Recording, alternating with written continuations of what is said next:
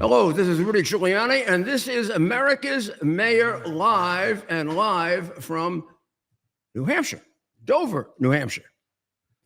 Well, it looks to me like the string has run out on the despots of the East. Maybe the parade was a little too much. I doubt it. I would say the killings were a little too much. Whatever views our president, Donald Trump, had of the tyrant, despot, and murderer, Vladimir Putin, had to be completely blown out of the water by his conduct in the last 4 to 5 weeks, this extra period where there were deadlines, and they were going to talk about peace, and they were going to talk about saving Russian lives and saving Ukrainian lives, and trying to get things back to normal. That's what we're going to be talking about over the last 4, 5, 6 weeks. Instead, Putin found excuses of the dumbest and stupidest kind to delay that. He never actually gave a good reason for delay, like there was something he had to assess, something he had to look at, some group he had to mollify. No, he just said he wasn't ready to meet with a Zelensky who he considered not legitimate. Now, his considerations for illegitimacy, of course, were patently absurd. To be rejected out of hand by all. He wasn't properly elected or properly held over in office. The reality is neither has Putin been properly elected in a long, long, long time. And it would seem to me if somebody were going to raise that, the last guy that could raise that would be Putin. Then he was going to meet with them, but only after others. Well, they went through with Lavrov any number of embarrassing excuses that a 12-year-old would find embarrassing if their best friend tried to get a date based on these things. Now, it's even quite insulting the way he did it at his meetings with the 3 despots, where he was with the guys he feels most comfortable with. Xi Jinping, I don't know how many he's killed under his belt, 20 million, 30 million, 40 million. Kim Jong-un, maybe 10. Putin, who knows? Who knows? Nobody. They just all get poisoned. When they talk out against him, speak against him, write against him, they end up somewhere and then they're poisoned. Some die, some don't die, some live in agony for the rest of their lives. These are people he feels extraordinarily comfortable with because they have the moral fiber of of Satan, really. And so with them, he can be kind of a wise ass. And what did he say during this meeting of the big parade where Xi Jinping was supposed to frighten Donald Trump into agreeing to anything they wanted when he saw that they had all this armament, all this equipment that was 2 to 3 generations behind ours, and probably could locate precisely where they were stolen from and from whom they were stolen, and actually is now working on stopping them from stealing maybe the next generation or the one after it or the one after it that we're working on. So I don't know. I don't know really how smart they are. We've always overestimated both of them. And every time push came to shove and we got a view of what they actually had, it was far less. Now with Trump as the president, we really overestimate them because even though they're evil and harmful and we hate them and they got to be smarter than Trump, right? Because they got to make Trump into the bad guy. Problem is they're not. They're not even a match for him. So Putin is coming up with a very inventive and creative military move that should shock our American generals. Or it could look like chapter 14 in their book, History of War, which they memorize at West Point. He's doing exactly what Hitler did at the Battle of the Bulge, except on a pissant scale and with a useless army that can't seem to fight Ukraine. So he's moving. Russia is moving 100,000 troops to the east, right up against all those other countries, to the extent they border one or two NATO countries, to the extent they border Ukraine. He's going to move up 100,000 troops. Hitler tried it with 800,000, and it didn't work when he moved them from Russia to the border with Germany and France. It did cost us a lot of lives, but gosh, we won the war, and we would have lost even less lives if Roosevelt hadn't been in a Biden-like condition, unable to make decisions, and had absolute communists around him making decisions that were more favorable to Uncle Joe than they were to the United States, as these great men of history complained, Douglas MacArthur and Winston Churchill. So he's gonna move 100,000 troops to the east, so that he can really wipe out, if things don't work, Ukraine. I don't think we're quaking in our boots, nor was it unexpected. To borrow your military playbook from Hitler only shows that, like China, you are, both as a military power and as an economic rival, a second-rate copier. Now, you, Russia, are a second-rate copier. China, I will say, is a first-rate copier. They are the guys who can cheat on exams and make it look, maybe they write better than you do. And their exams, they cheat, they write everything you write. They don't know the answer, but they write it better and the teacher likes it better. And they get a higher grade even though you had all the information. The United States, however, has a couple of moves that are not silly, childish, borrowed from textbooks from other wars, because we're incapable of original thinking. I mean, my goodness, if you listen to General Kane on Fox, for any 5 minutes, you get more original thinking that the Chinese general staff has had in 50 years. So the US now is making a new demand on Europe, and so far, we're betting 1,000 on demands that no other American president could get. Oh, he was going to disorganize the European Union. They were going to walk out on him. They liked it better when Biden was there or not there. They liked it better when nobody showed up for the United States, and they used to call the bed chamber. And somebody, if they didn't know who, would give an answer like, are we going to put boots in the ground in Ukraine? And then from behind a curtain, you would hear, no boots on the ground in Ukraine. That's the way it worked. It was like behind a curtain. There were a group of people. We will never know who they are. We'll never know who they are. Although some people insist one of them was the Wizard of Oz. Not Dr. Oz, not to be confused with Dr. Oz, but the Wizard of Oz, who was in Hollywood during the communist era, remember?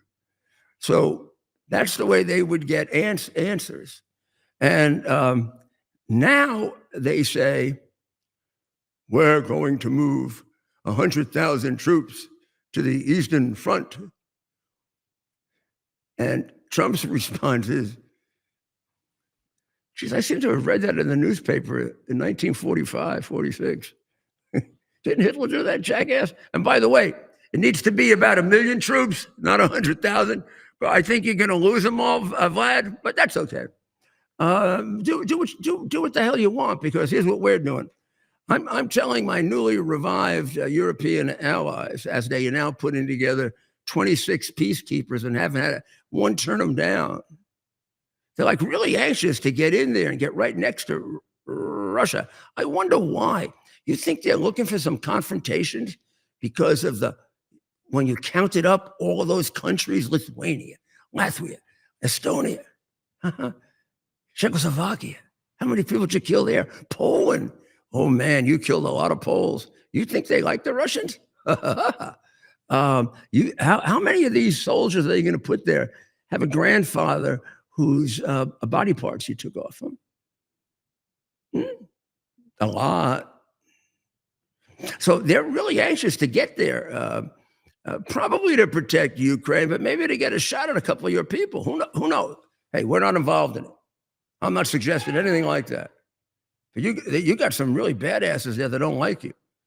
But beyond that, I'm sorry, but there's another thing we want to add to that.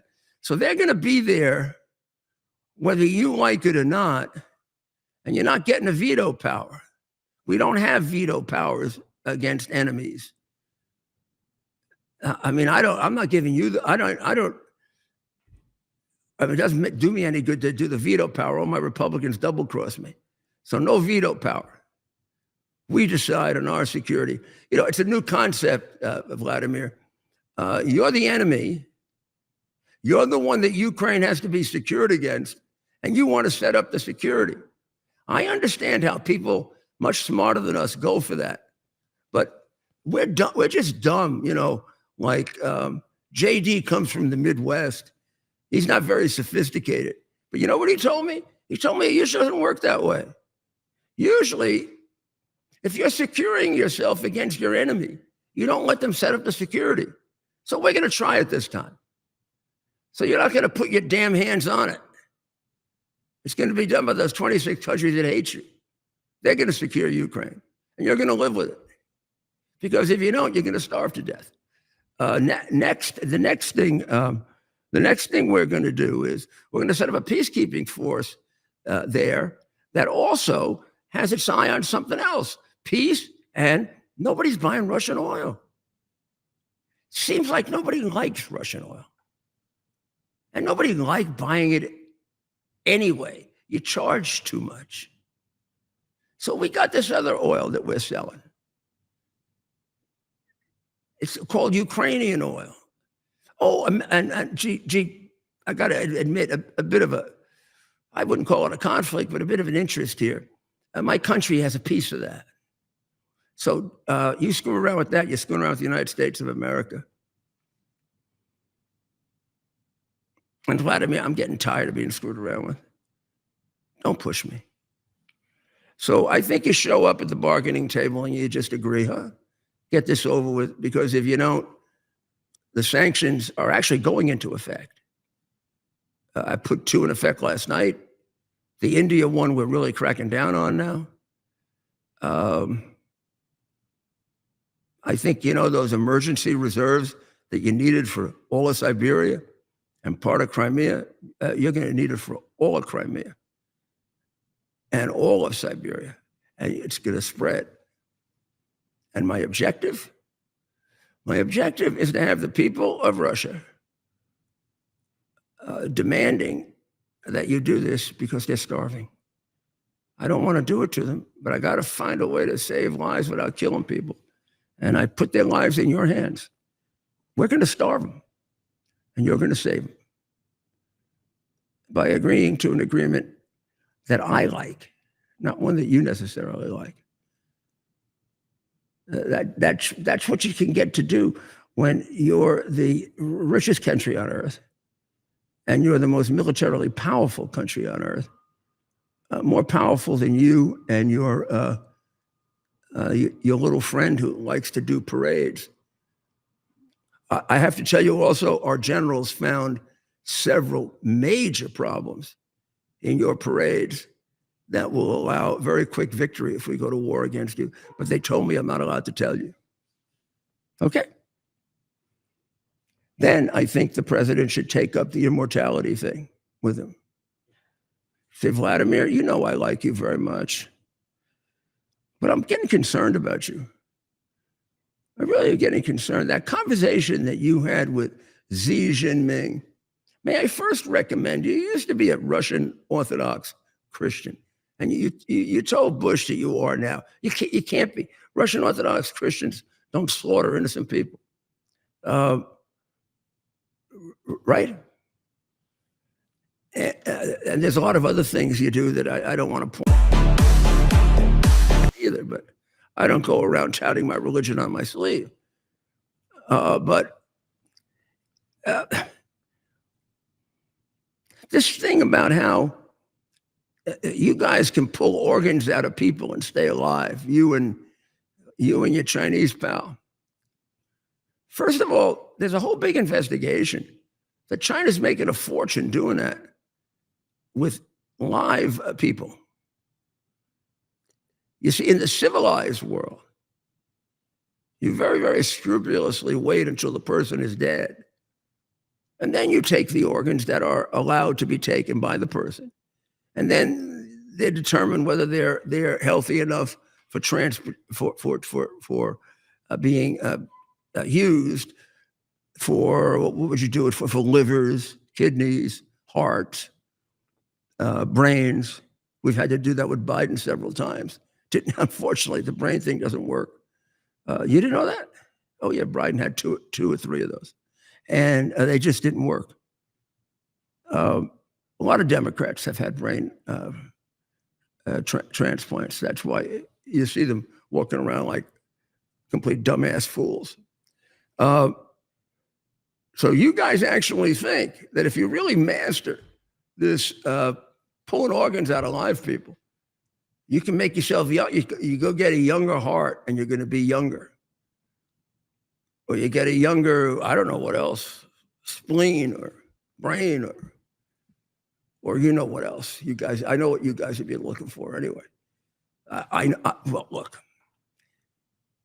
it was not necessary that you, and I would not answer that question for you because I don't talk about that stuff. But it is true that, I mean, you guys are kind of old now, and being that small could be an embarrassment for your whole life. And I can understand how you might want a transplant, but I've never heard of a transplant working in that situation. And aren't you a little old for that now? You think that's why you're such bullies? I don't know. See, he's got to have these open conversations with them. If he really wants to rap with them, this is the way to do it, you know? So I do think he's at a point where it's not going back anymore. I've never seen him take this much anyway. So I'm really expecting quite a not you know, not like an angry display. And that's why I played it out the way I did for the last 4 or 5 minutes. Played it out kind of sarcastically. I kind of see it in the remark back to them, you know, basically wishing them good luck as they're conspiring against the United States. That was a boom. Well, do we have a little bit of this to play for them so they can get a sense of the gravitas or the lack thereof?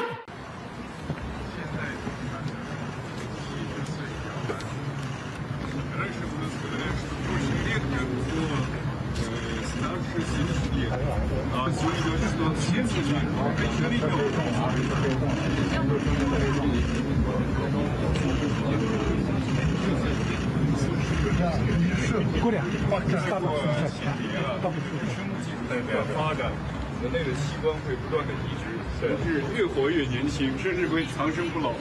And they're not doing Fatso or the Mad Murderer much good. Right. Well, they're making Putin it's a difficult job, probably. No, but honestly. I think they're making Putin look smaller. Oh, uh-oh. Well, we'll see how that drama plays out. From now on, you got to watch that stuff very, very carefully. You know, I used to analyze lots of this stuff in the 70s and the 80s on Russian surveillances. They used to try to fool around in the silliest possible ways then, because it was hard to do. Like, they were constantly trying to make Reagan smaller. Hard to do, but harder to catch at the same time. You know, now we have a little bit more ability and a little bit more savvy to know that we're being manipulated. At first, it was very easy to catch, and then they stopped doing it. Then when they started doing it, it was very hard to catch. They went and perfected the art to the extent they could back then. But their big one was, you know, Reagan dominated. And they didn't like that. They didn't like that. Oh, yeah. Who was the meeting with Khrushchev? And then he didn't wear the suit, or he wore the suit instead of the jacket. Gorbachev was like 4 inches shorter than him. Yeah. And so was every other fat little Russian. And less handsome. But, you know, they would do things like, one time they just, somebody tripped where one of the fat little drunk Russians tripped wearing one of these things.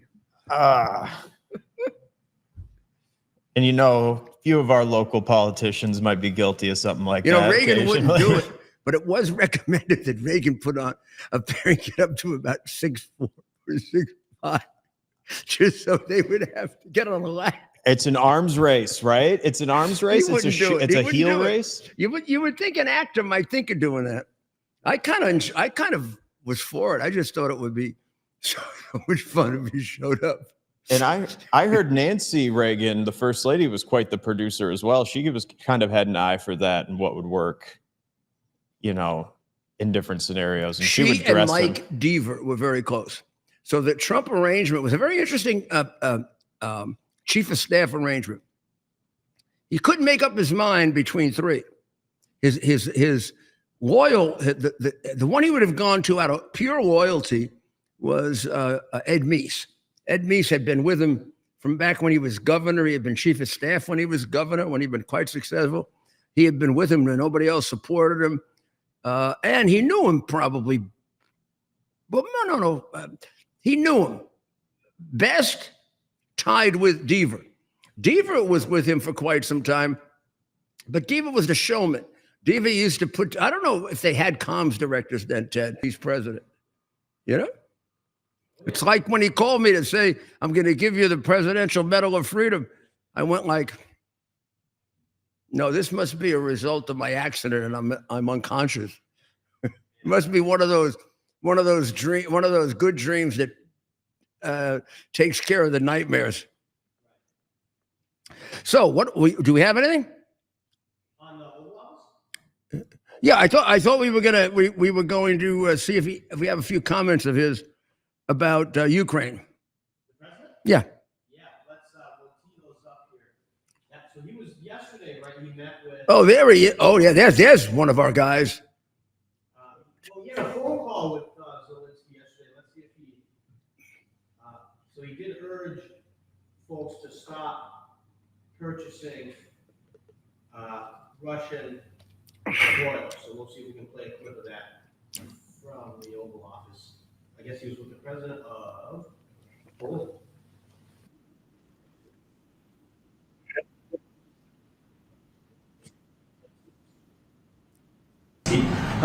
That deadline is now nearly approached. Can you give us any indication of when you will make it? Well, I'm having a conversation with him very shortly, and I'll know pretty much what we're going to be doing. We've taken very strong action, as you know, and in other ways we've taken very strong action. But I'll be speaking to him over the next few days, and we're going to see. With who, sir? I'm going to know exactly what's happening. Mr. President, but I'm not happy with all the people. You got 7,819 people killed last week. Russian soldiers and Ukraine soldiers, right?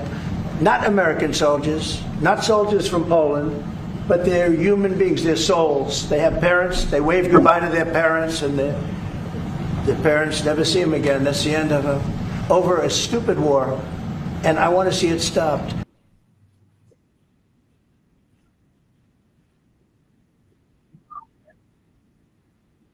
Don't worry, that's not. Well, I hope you can detect the sincerity in the statement. They're not American soldiers, but they're very important to him. What he's reflecting is, of course, his own decency and his own upbringing as a Christian and an American. But he's reflecting thousands of years of Western civilization, which has contributed much, but its signal achievement is the value of human life. I would say, if you would like to have a debate and you want to pay a lot of money for organizing one, you go find me the people who want to debate against Western civilization on the theory that their civilization elevates human life and the human being to a higher status than the civilization that started pre-Hellenic and that now has culminated in the United States and Europe. He showed me the civilization that values the human being in all respects. Now, I'm willing to do it with two sides, a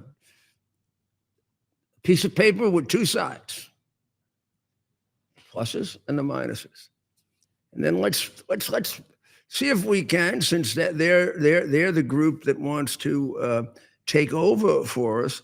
Let's see what the contribution of Russian communism has been to that, or Chinese communism, or the Prophet Muhammad.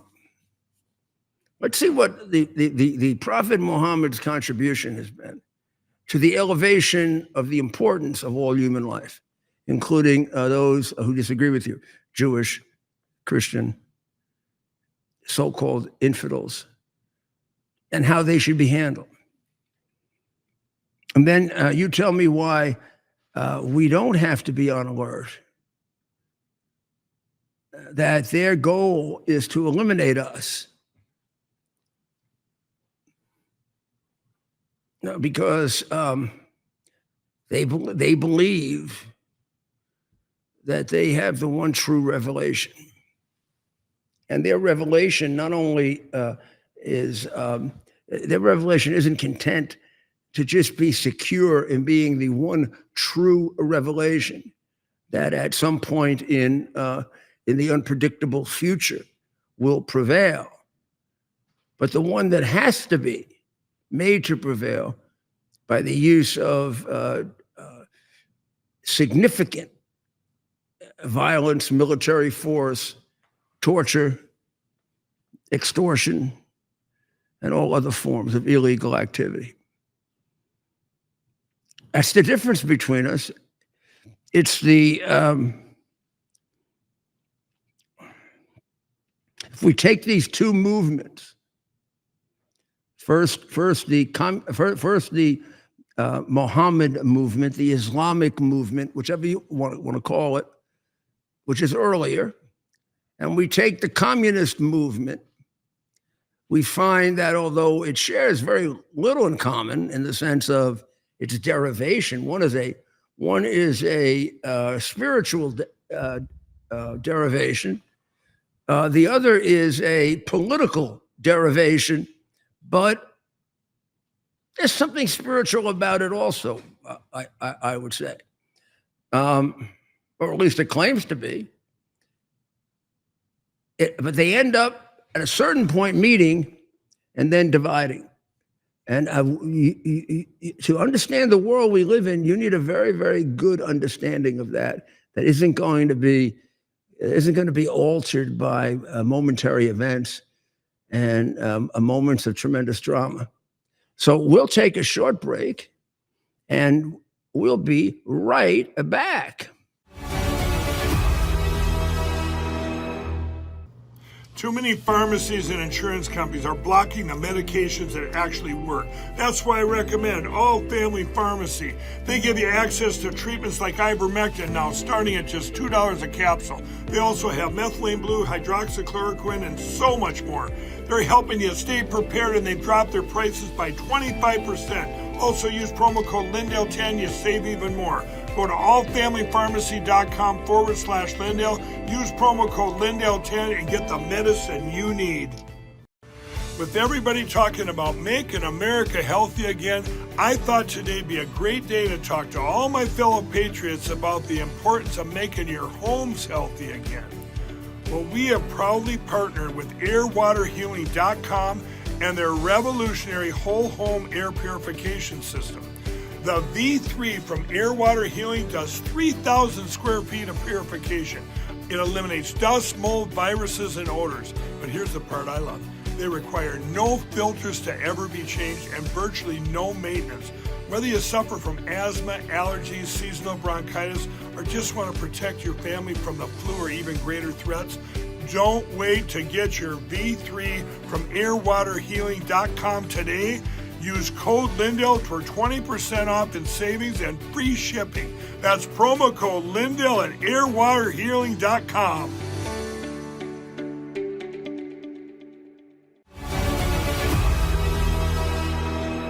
Welcome back to America's Mayor Live. I think we've done some in-depth coverage of what's going on and what's going to happen with Ukraine, Russia, and the United States. And I do think a push is coming to shove very, very soon. And since there seems to be an affinity for weekends for these kinds of things, I'd be very alert over the weekend for some step to be taken that will be quite crushing on the Russians. Don't expect it to be military. Expect it to be economic, but economic on a scale that I don't think you've seen before. The president has, in a very, very unusual historical act, seems to have involved himself in the mayor's race, and I can understand why. I still think there are pros and cons that can be discussed about this, and I think on maybe tomorrow night we'll see if we can do a little panel discussion on that, because there is no one view of that as to whether it's right or wrong. Generally, you would say a president shouldn't get involved in a mayor's race, particularly when he's got 26 elections coming up right after it that are of real significance to him, particularly since you have honestly very little control over it. I was elected the year after Clinton was elected. No one ever expected a Republican to be elected. A Republican was elected in New Jersey a year after Clinton was elected. And a Republican was elected in Virginia a year after Clinton was elected. So there's a reason for that. A lot of people think, oh, they rebel against that's not true. It depends on the local issues that are going on. The local issues mostly subordinate the national issues. And then every once in a while they don't, so you get an exception, then you think it always works that way. So I would say the president normally would not get involved. Here again, I think the president is acting out of principle and acting out of real concern for the United States of America. They've had some very strange and weird mayoral candidates that have to have offended him immensely and also worried him for the good of his country that he's in charge of. But there hasn't been a Mondami. There hasn't been a guy that so openly embraced Marxism, Chinese version of communism, a hatred of the United States, a disdain for the United States, a hatred for New York. And I guess it's also underlined by the fact that he is a New Yorker, and therefore, there is a there is a socialist communist running in Minneapolis, and he doesn't seem to be paying attention, nor is the world. But excuse me, I know it's hard when an ex-mayor of New York says this, but Minneapolis is not New York. Like, nobody in Europe will know who the hell got elected in Minneapolis or care much. And if it is a socialist, they'll say, oh, well, it's Minneapolis. If it's New York, to many of these people, New York is more famous than America. You know, I used to say to Governor Pataki, you say, you know, Albany is the capital of New York. And I used to say, yeah, but, you know, New York is the capital of the world. And then I would say that to President Clinton, too. Washington's the capital of the United States. Yeah, but New York is the capital of the world. And then Pope John backed me up when he came to New York. And he announced at the beginning of his speech that he was very glad to be in New York, the capital of the world. So that's good and bad, isn't it? And it's really bad if you get a mayor who is an out-and-out communist. He's also a fool, an idiot, a jerk, unprepared, possibly dishonest, a sniveling little cheater. Cheated in order to get into school by claiming he's black. He comes from Africa. And you know, if he had put down Afro-American, which he did, he probably would have been lying in a way, but he could have gotten away with it. But he added the word black because he wanted to make sure he got the designation and the money. And that's a straight out and out lie. And it shows you what a sniveling little schnorrer he is. He is painfully a hater of Jewish people. And he supports the most outlandish form of anti-Semitism and supports Hamas, which is a terrorist group. Don't know if he's gone far enough to support Hamas to violate the laws. Wouldn't be surprised if he had. Can't imagine how you would give him any kind of information that's at all classified, not even classified, but information that you would just, as a matter of common sense, expect the mayor of New York would not disseminate. I wouldn't give him bupkis. I mean, I think it'll go right to the imam and right to the people that the Islamic extremist terrorists that he socializes with and that he's part of. His father is a left-wing Islamicist from way, way back. His mother is a communist. What else do you want to know about him? He wants to defund the police, and he's going to do it. So I don't know. Now, the president has now said that he wants the others to get together and decide who should run and pick the best candidate. I think the president had to interrupt Adams at a birthday party for Mohammed in order to tell him this, which would immediately disqualify Adams as having the common sense to be the guy to do it. Look, Adams has some good ideas. I like Adams. He called me to wish me well when I was injured a few days ago. That was very, very nice. It was a very, very nice thing to do, you know, for someone who's been both a critic and a supporter, but back and forth. But it was just a human thing to do, and I appreciate it. But this is not who's the most feeling person. This is who can win. I would never select the guy I'm going to select on the basis of this is you know, some form of ideal public servant. We're doing this under great pressure with political realities, what they are in brainwashed New York, and name recognition, money, everything else. But I do think, Eric, a birthday party for Muhammad, it indicates you haven't grown up. You're not a well-educated person. Please don't take it as an insult. And please don't take it as a racial anything. A lot of people don't know Muhammad's history as a murderer, as a pedophile, as a robber, who's dedicated the second half of his life to getting money any way that he could, including through holding them in servitude. So you don't celebrate the birthday of a mass murderer, pedophile, unless you want to continue the enormously damaging fairy tale that Muhammad was the founder of a decent religion.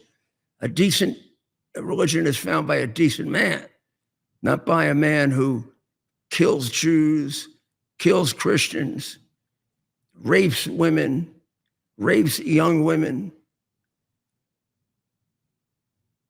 That's a man who, if he's the head of a religion, it's kind of he becomes like, you pray not to be, you put him up on the altar and you pray not to be like him.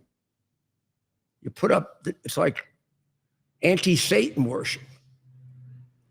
Now, if you read Marx and you want to figure out, and we're going to do some pieces on this, how this peace treaty has existed between Islam and communism, where there would be a natural dichotomy, because communism abhors religion. Some of it has to do with communism's acceptance of reality. There are certain realities that for a period of time have to be accepted, and you have to take on allies that you would otherwise abhor. And that's what they're doing right now. So it seems to me that Adams and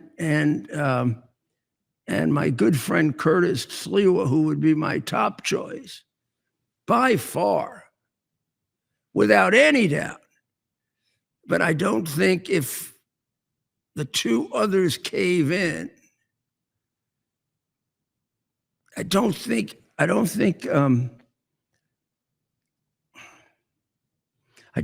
Curtis can go from the wherever he is now, 17, 18% to the, well, it would almost have to be 50, 50, maybe that one candidate, Warren, will stay in, but he'd almost have to get to 50%. I don't see it.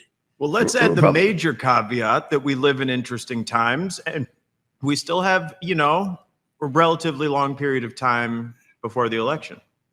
So I will say that anything can happen, but I think your analysis is obviously correct. Well, I wouldn't want to count anyone out. I'm glad you interrupted, because I don't want to make my analysis sound like it's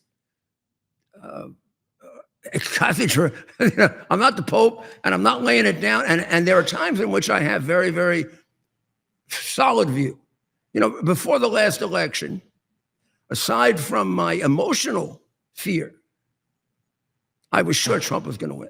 I know, right? Every intellectual part of me, everything I had ever learned in politics, long ago and now, said, no way Trump doesn't win. Solid. I didn't think he'd win a landslide. And I know he calls it a landslide. I don't think he won a landslide, but he won something like a landslide. And in electoral America, he won a landslide. I didn't think anybody could separate by that many votes now. And the broad, yeah. But every time I describe that election, I try to do a caveat like I'm doing right now. Just separate me into two. If I take away all emotion and I do it as a political professional, which I guess I'm entitled to be, I ran for office, et cetera. I tell you, this is a pretty solid Trump victory. If I do it as just living in this time, this age, with the surprises we get, I think it's a narrow Trump victory, and I wouldn't be shocked if we get surprised. Exactly. See, that was the one thing. It's like, we don't know what kind of cheating could have happened or might have happened regardless, but moving that into the New York race. So Mondami doesn't have a machine base, right? Like the machine, correct me if I'm wrong, but does the New York Democrat machine? And I don't know where they are. See, that's the thing, because will they be willing to put that machine to work for Mondami, or will it go? I don't know. You see, I don't think it'll go to work for Cuomo. It was never Cuomo's. Cuomo's machine was a statewide machine. He never had a great New York City machine. And he just got the New York vote being a Democrat. It was like, I don't have to work hard for this. It's 70% Democrat and I get 65% and I don't have to do much for it. He never had to put together organizations here. He had to work on it in upstate New York. And the Cuomo name hasn't, become too toxic for the people. Well, isn't that interesting? The Cuomo name, which would have been a real plus 10 years ago, I don't know. Because I think of nursing homes and like It's no young longer, ladies. the Cuomo name used to be wonderful old Mario, Yes. whether Mario had his false enough by the time he was out of the governorship a certain amount of time, and by the time he died, he had something like folk status. Yes, of course. Well, He was that's, like one of the good. that's how they became what He they was are. one of those. Gee, I wish we had a governor like Cuomo again. Now Cuomo had a lot of political failures, and if you said that to me, I wish we had a governor like Cuomo again, I would say, you wish we're bankrupt again. However, I also would say, do you like having a moral man again? Because you did.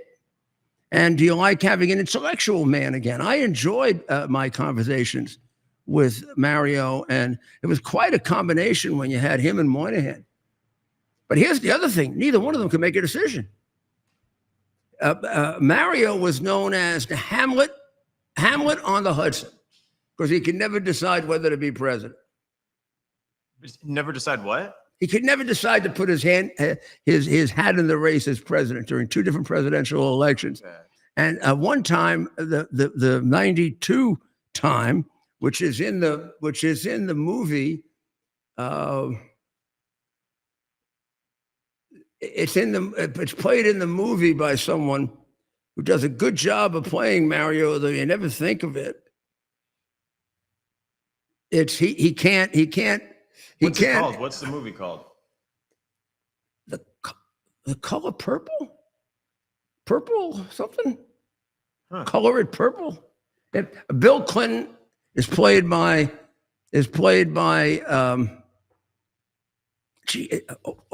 Travolta plays Bill Clinton. Oh, that would work well. I haven't seen this. But Johnny I bet that would Travolta work. plays Bill Clinton. Oh my gosh, I bet that's spot on. Is it good?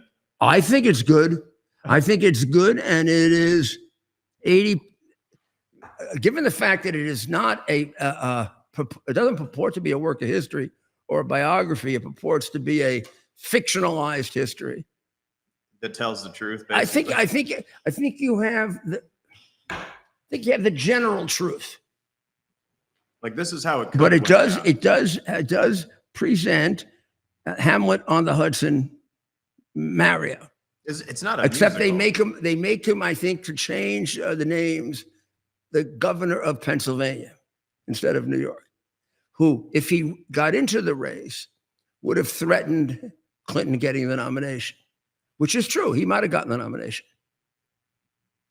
Interesting. But he was always very, very unsure. And even as a governor, and I remember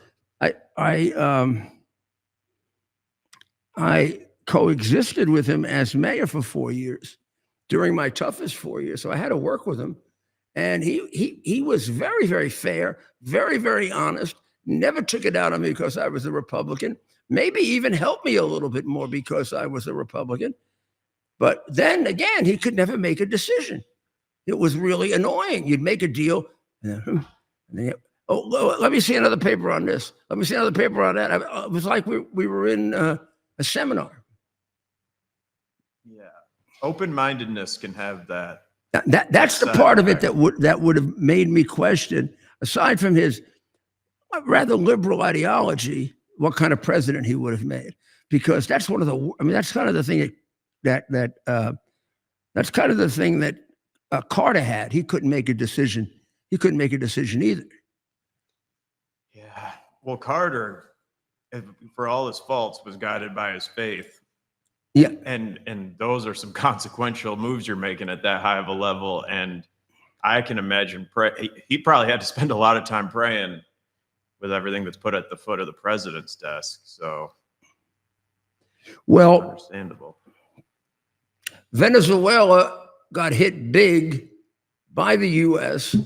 We took out a massive amount of fentanyl headed to the United States to enrich China, enrich the cartels, and destroy American lives.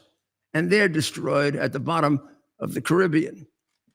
They made some kind of a pass at one of our Navy vessels in protest of it.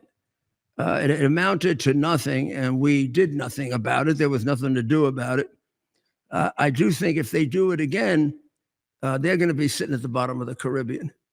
This is something Trump has, and Maduro, you're no match for Trump.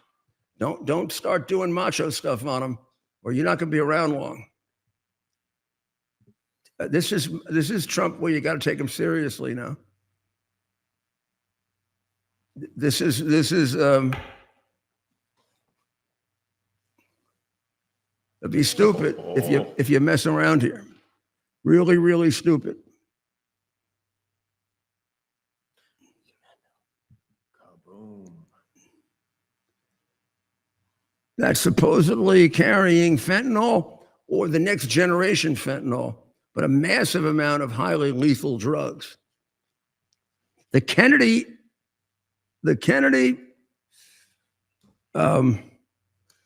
tour de force, Right. on wasn't yesterday, it was all day yesterday, I think, right? Right. At the what committee was that? Senate Finance Committee. Now, the New York Post, which I don't know, this has got to be some kind of deal that Murdoch has with sucking up to the pharmaceutical companies. They just don't like Kennedy.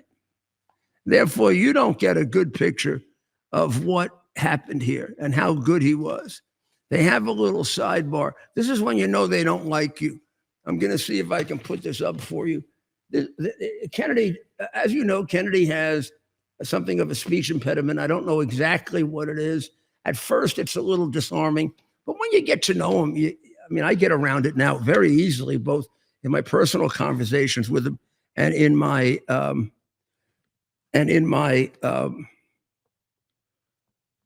let's see, let me find it here. Here it is. Here it is. Here it is. Here, I'm going to show this to you. I'm going to put it up like this because you'll see it better. Watch. See the article? And that's a cheap article. Stop breathing into the mic. Health and Human Services Secretary Robert F. Kennedy drove viewers of his contentious congressional hearing to distraction Thursday. Distraction. I was cheering for him. So you speak for yourself. With his loud breathing. The guy's got a problem with his voice. If you don't have the substance, attack the form. Prompting an aide to quietly tell him that he should shut his mic off when not speaking. So what? Kennedy, 71, was in the middle of questioning by dishonest Michael Bennett of the Senate Finance Committee, who is a whore for the pharmaceutical community. I'm rewriting it. I'm the editor. When an unidentified woman approached and whispered in his ear, in Kennedy's ear, the cabinet member smiled in response and pressed a button to cut off the speaking device. RFK suffers from spasmodic dysphonia, a neurological disorder that causes vocal cord spasms. So let's make fun of him. Let's mock him. Even though he's taking on things that somebody should have done 30 years ago. And the New York Post doesn't take on because, I don't know, somebody in that family own a lot of money in pharmaceutical companies. Our healthcare is run for the benefit of a few very wealthy people who own those pharmaceutical companies. And we kill people as a result of it and don't give a shit. How about 79 jabs for a child by the time they reach 79.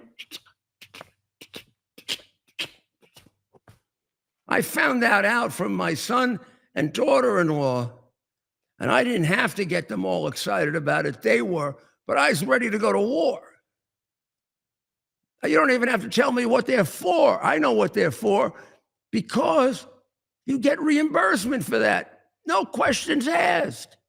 It's the same reason they killed all of us in order to get the dumb vaccine that didn't work. And it's also why they lied when the vaccine didn't work and didn't cure, didn't prevent the disease. They moved on to it cures the disease. Well, first of all, that's not a vaccine. That's a medicine. But nobody pointed that out. And number two, gosh almighty, if that vaccine works, old lady Biden has had COVID so many times, unless it's some other disease that she has.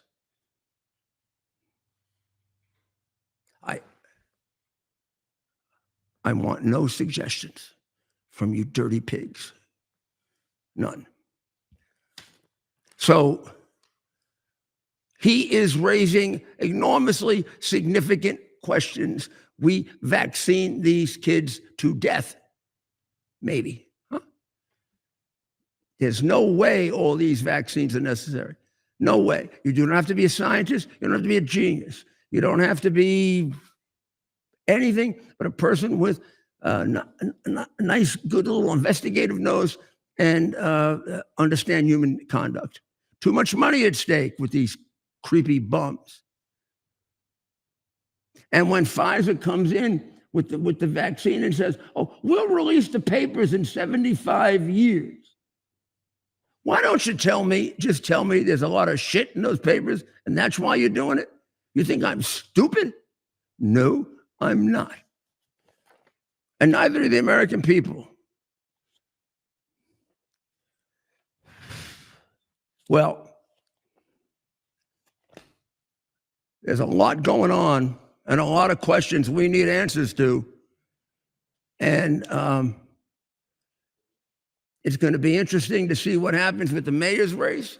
It's going to be interesting to see how far Robert Kennedy Jr. is able to carry on this crusade for our health.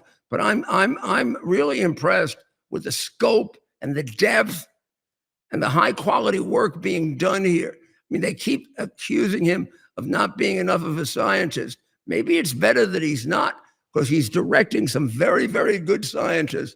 These are people I read, people I knew about, people I brought to you a year ago and 2 years ago. And he's bringing them up out of the ashes, and he's getting them to tell you what if they had told you 2 years ago, we would have saved lives. And read his book. He knows what this is all about. It's all about two things: communism and money. We'll be back tomorrow, 7 o'clock on LindellTV, 8 o'clock on Wonderful X.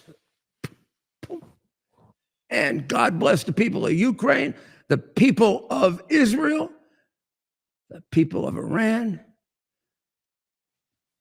people of the United States, and our great president. God bless America.